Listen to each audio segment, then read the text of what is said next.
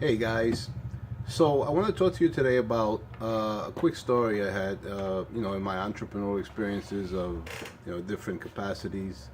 I'm now in the media business, but in the media business with Latin Trends. But before that, I was in the retail business and also real estate for many, many years, especially retail. I have owned and operated various stores in different communities of New York, particularly Brooklyn and Queens, different type of retail stores. In total, about 8 or 9 different kinds of businesses throughout my last 25 years, 20, actually close to 30 years of being an entrepreneur. And I want to tell you a quick story. This was years ago. This was in Brooklyn. This was in the 90s. And I remember there was a gentleman that opened up a restaurant around the corner from one of my stores back then. He had opened it up. It was about 6 months into it, and I never went in. But one day I did. I had lunch there. Great food. Struck up a conversation with the owner, and I remember he was complaining about how slow business was, and he was barely barely being able to pay all the bills, and and that was his story. And I remember went back to my shop, saw him about a week later, and same thing. He was complaining about, frustrated. He was frustrated, and which is understandable. It's not easy when you have a business and you don't have enough income coming in to meet all your expenses and all the hard work you put in. He was going through that grind that many of us go through. So I remember I went back, and I felt for him because I've been through the same thing as an entrepreneur. Who hasn't? Every entrepreneur goes through difficulties like that, and that's just part of the game. And I remember there was a time back then when I wasn't going through those difficulties back then, but before that, I sure can relate. So I started to think, let me, focus. Let me just think about his challenges, and I came up with an idea that I wanted to share with him. So I went over and I shared with him the idea. Here's the idea that I shared with him. I said, look, I have an idea for you. I mean, I think you may want to try it if you like it, if you think, you may want to do it.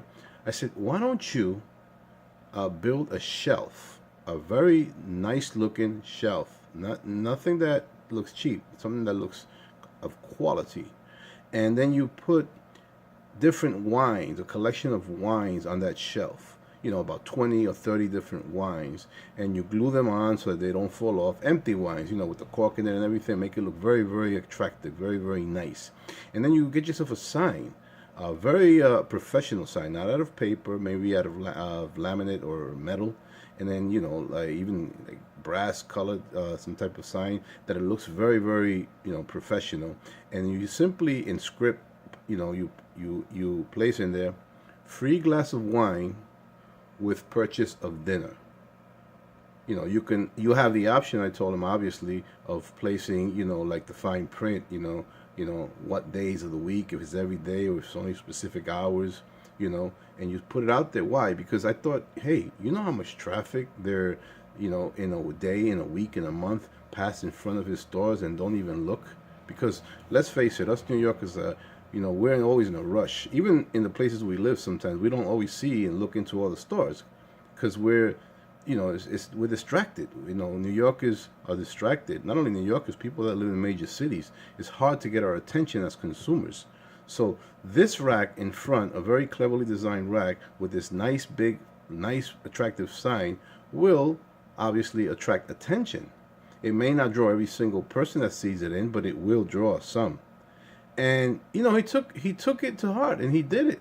He didn't do it right away. I guess he was procrastinating. But I saw about 3 weeks later. One day I was walking by. I said, "Doggone it! There goes the shelf with the wine," and it looked great. I went inside, and I was happy to see that. And he told me, "Well, I just did this 2 days ago. Let's see how it goes." A couple of people came in already. I said, "Oh, great." Fast forward the clock.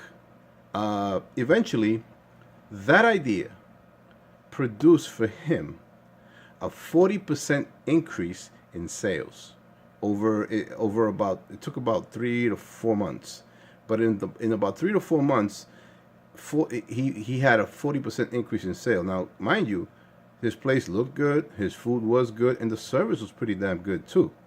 So I would give on a scale of 1 to 5, all those three, I give it anywhere from a 4, about a 4 and everything. So he was doing a good job.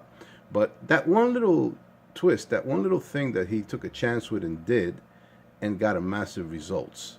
So the message here is, when you're down and out, don't focus on your problems. Focus on solutions to your problems. Get creative. Think out of the box. Do different things.